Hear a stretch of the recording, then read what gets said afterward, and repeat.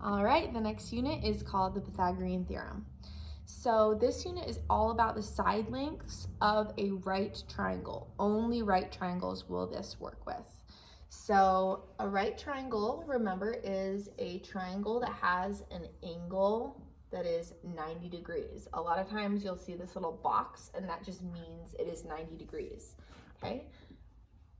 Now, if you remember, all of the angles of a triangle add up to 180 degrees total. So that means these two angles combined also equal 90 because these two plus this one has to equal 180 degrees. The inside angles always equal 180 in any type of triangle. So if you're thinking about a triangle that has a 90-degree angle here, this opposite side length of that angle is going to be the longest side length. If you think about making an angle with your hand, the smaller the angle is, the shorter that opposite side length would be. As soon as your angle gets bigger and bigger and bigger, the longer that side length, that opposite side length of a triangle would be. So this side length, the side length that's opposite of the 90-degree angle, is always the longest side length. And we call that side length the hypotenuse. Hypotenuse. Okay? These side lengths do not have special names. It's just the opposite of the 90-degree angle, okay? The one right across from it. So there was this guy named Pythagoras, and he discovered a relationship between these two side lengths and the hypotenuse side length. And he discovered that this side length after you square it plus this side length after you square it equals this side length squared. So we're gonna practice what Pythagoras found out. So he called these two side lengths A and B, and those could be switched. This could be B and this could be A, it doesn't matter. But this one, the hypotenuse, he always called C. So he came up with this theorem, and he said A squared plus B squared equals C squared. And the one that's over here on the equal sign is always the longest side length. You could also do B squared plus A squared equals C squared. That would mean the same thing. So let's try what Pythagoras found out. So we have our triangle. Let's pretend that this side length here is 3, and let's pretend that this side length here is 4.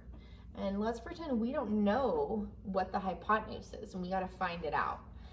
So we are gonna take 3 and we're gonna square it, 3 squared, and then we're gonna take 4 and we're gonna square it, 4 squared, and that is gonna tell us this length squared.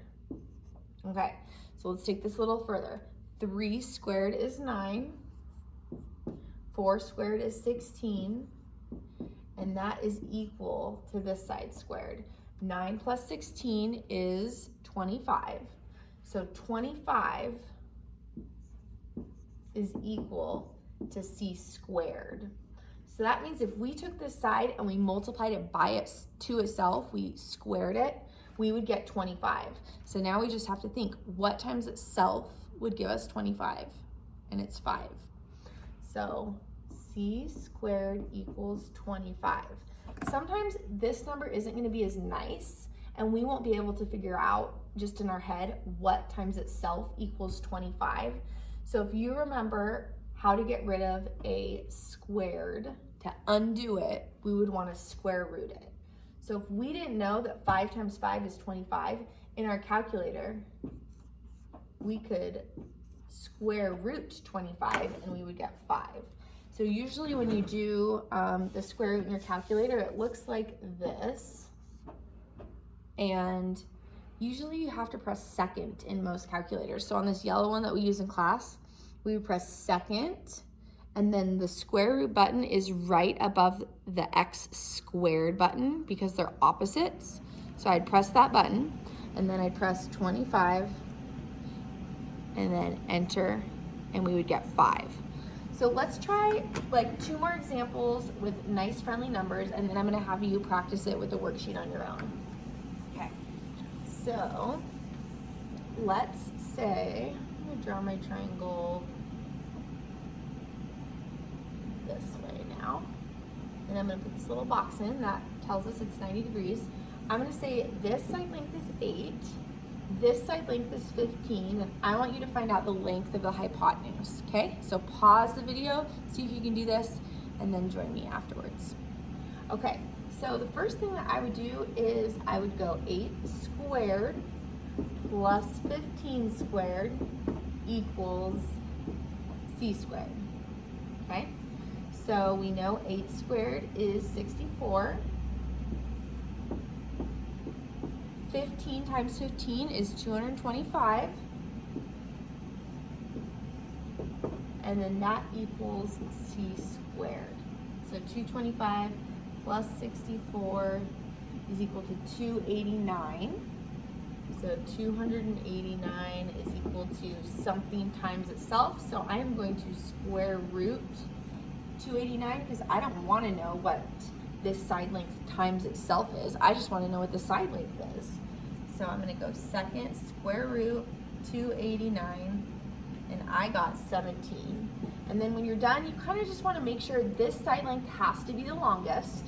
So yep, 17 is the largest number. And then a lot of kids make the mistake of putting the number 289 here. But if you guys remember when we were learning about triangles, if we have a side length of 15 and a side length of 8, if we put that, like, there's no way that those two small numbers could produce another side length of 289. If we were to unfold 8 and 15, that wouldn't be a right angle, and then somehow try and make a really skinny triangle, that number is just 15 plus 8 is 23. So there's no way that that could be 289. So just remember to square root that number. Okay, let's try another one. This time I'm not going to draw a triangle. I'm just going to tell you what A and B is. Okay, A is equal to 5 and B is equal to 12. Okay, go ahead and pause the video and see if you can figure out what C is. Okay, so we're going to go 5 squared is 25. 12 squared is 144. 144 plus 25, 169. So we need to square root 169 because we don't want to know what c squared is. We just want to know what c is. And you should get c equals 13. And then just double check yourself. C should be the largest side because that's the hypotenuse, the opposite of the 90-degree angle. And that is what we got. Okay, the paper that I'm going to attach after this, I want you to show your steps. I want you to go a squared plus b squared equals, and then I want to see your square root sign. And then I'm going to attach the answer key after that. Okay? All right.